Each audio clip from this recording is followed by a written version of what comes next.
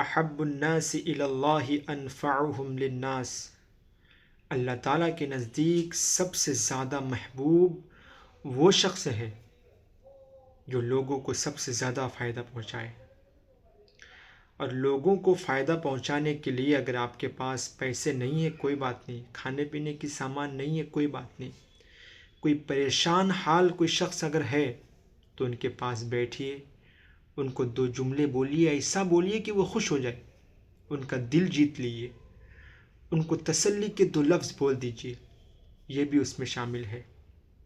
اور اگر آپ گاڑی سے جا رہے ہیں، آپ کی گاڑی خالی ہے، اکیلے سوار ہیں، تو جہاں تک آپ جا رہے ہیں وہاں تک جانے کے لیے کوئی مسافر راستے میں پیدل جا رہا ہے تو اس کو اس گاڑی میں اپنے گاڑی میں بٹھا لیجیے، تو لوگوں میں فائدہ پہنچانا یہ بھی ہوگا۔ تو اللہ تعالیٰ کے نزدیک سب سے زیادہ محبوب وہ شخص ہیں جو لوگوں کو سب سے زیادہ فائدہ پہنچائے۔ تو جس طرح بھی ہو سکے لوگوں کو فائدہ پہنچائیے اور اللہ تعالیٰ کے محبوب بن جائیے۔